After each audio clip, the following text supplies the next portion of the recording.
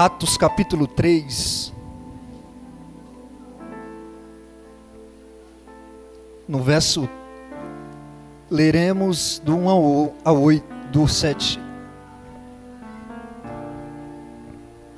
Atos 3, versículo 1, a palavra do Senhor diz o seguinte: certo dia Pedro e João estavam subindo ao templo na hora da oração, às 3 horas da tarde. Estava sendo levado para a porta do templo, chamada Formosa, um aleijado de nascença, que ali era colocado todos os dias para pedir esmola aos que entravam no templo. Vendo que Pedro e João iam entrar no pátio do templo, pediu-lhes esmola. Pedro e João olharam bem para ele, e então Pedro disse: olhe para nós. O homem olhou para eles com atenção, esperando receber deles alguma coisa. Disse Pedro: não tenho prata nem ouro, mas o que tenho, isto te dou. Em nome de Jesus, o Cristo, o Nazareno, ande. Segurando-o pela mão direita, ajudou-o a levantar-se, e imediatamente os pés e os tornozelos do homem ficaram firmes. Só até aqui, irmãos. Pode se assentar em nome de Jesus.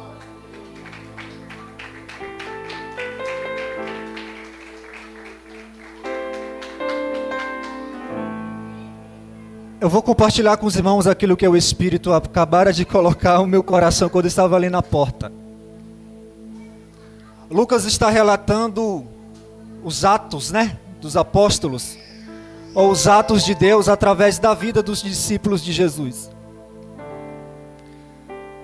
Muito se fala de que os judeus, eles são duros de coração, mas uma coisa que os judeus me admira é a certeza que eles tinham no cumprimento de uma profecia.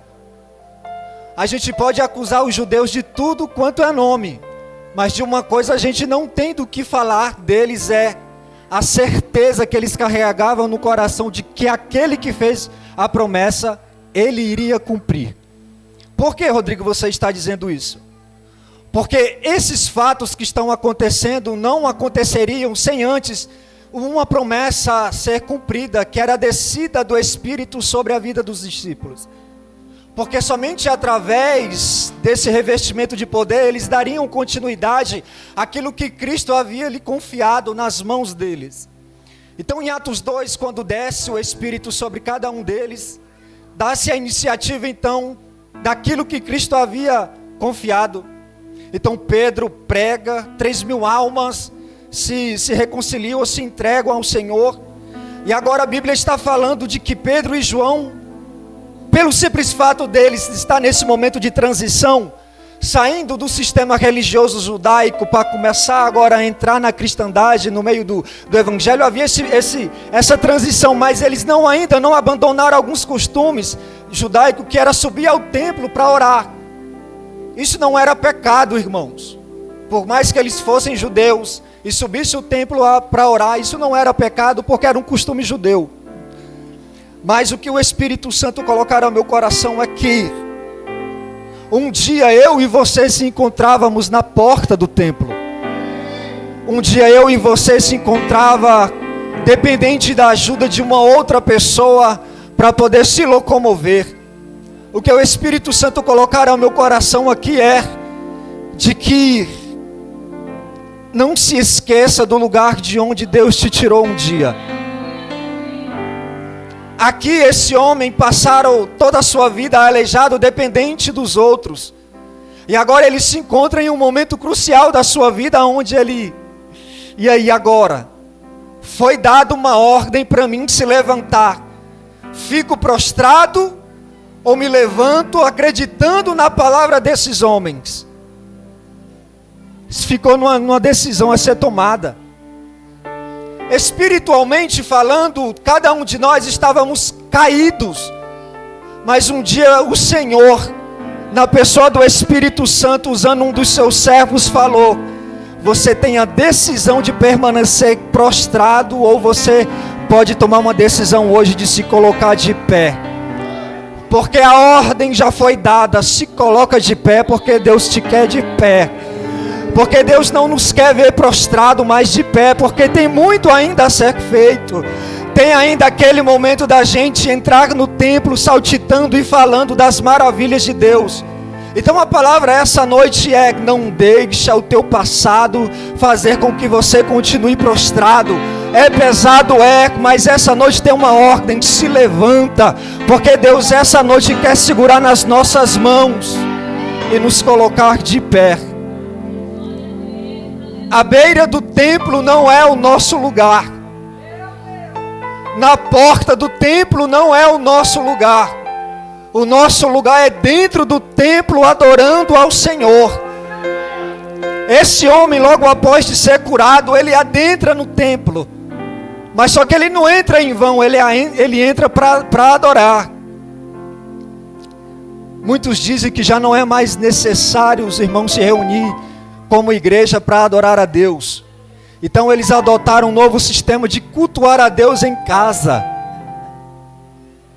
Mas se você for ler a Bíblia, você vai ver a direção do Espírito às igrejas: não deixais de se reunir como igreja, não abandonai a congregação dos santos, porque é no momento que a gente está reunido em um só propósito que alguma coisa da parte de Deus pode acontecer.